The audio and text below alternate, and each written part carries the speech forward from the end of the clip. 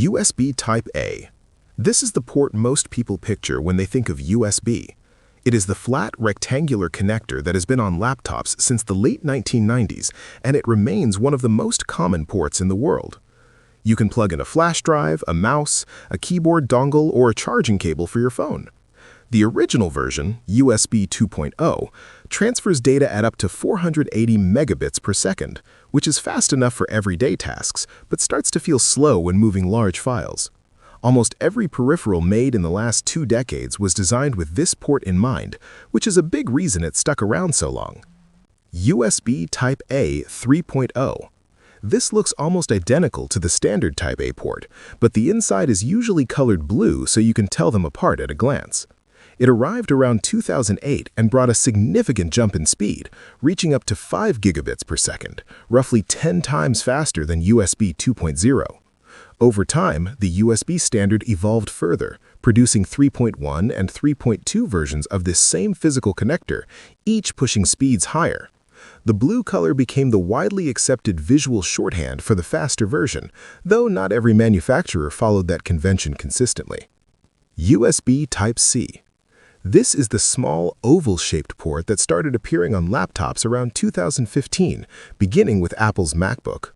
Unlike Type-A, it is symmetrical, meaning there is no wrong way to plug it in, and that alone was enough to make it feel like a real leap forward. But the bigger change was what it could carry. A single USB-C port can handle data, video output, and power delivery all at the same time, depending on what the device and cable support. It became the universal connector the industry had been moving toward for years, and today it appears on nearly every new laptop being made. USB 3.1 Gen 2 over Type-C. When USB-C ports started appearing, they did not all behave the same way. Some ran at USB 3.1 Gen 2 speeds, meaning up to 10 gigabits per second. This version handles things like external SSDs and high-resolution displays more comfortably than early USB-C implementations. The challenge for users is that the port looks identical to slower USB-C ports on the outside, so you often have to check the spec sheet or look for a small label near the port to know which version you're actually dealing with. USB 4.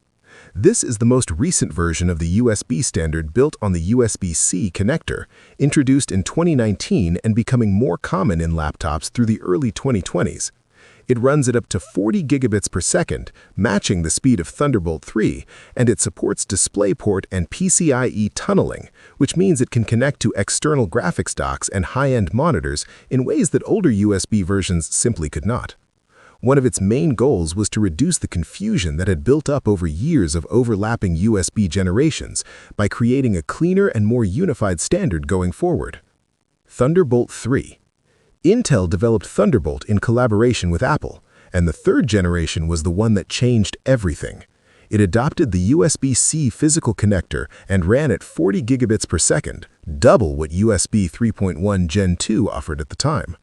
It supported daisy-chaining devices, connecting 2 4K monitors simultaneously and plugging in external GPU enclosures.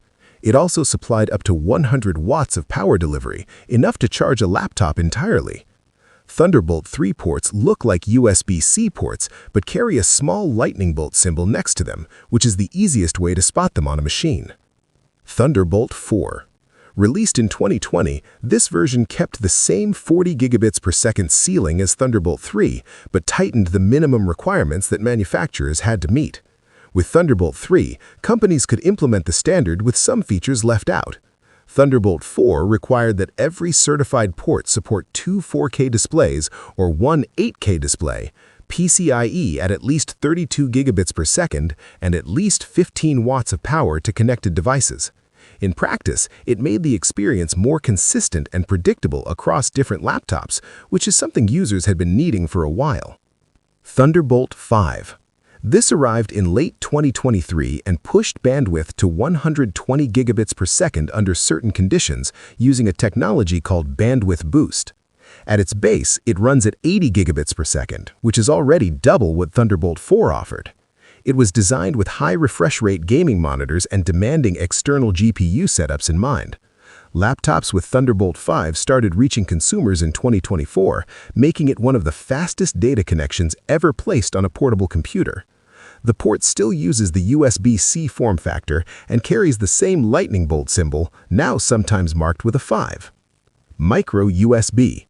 This small trapezoid-shaped connector was common on older budget laptops and portable devices through the 2000s and early 2010s.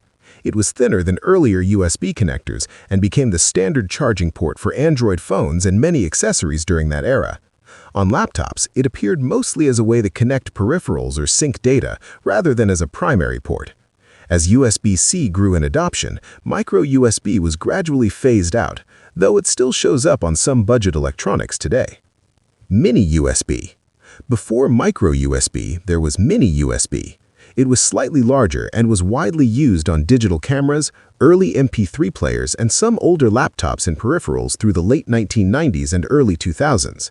The connector had a more pronounced trapezoidal shape and was less durable under repeated use than what came after it. It largely disappeared once micro USB offered a smaller and more reliable alternative, but older laptops from that generation still carry it, and the cables occasionally turn up when sorting through old tech. Proprietary charging ports. Many older laptops, particularly those made before USB-C could deliver enough power, used their own custom charging connectors. Dell had its barrel-style connector, Lenovo used a rectangular plug with a pin inside, and Apple had MagSafe, a magnetic connector designed to detach safely if someone tripped over the cable.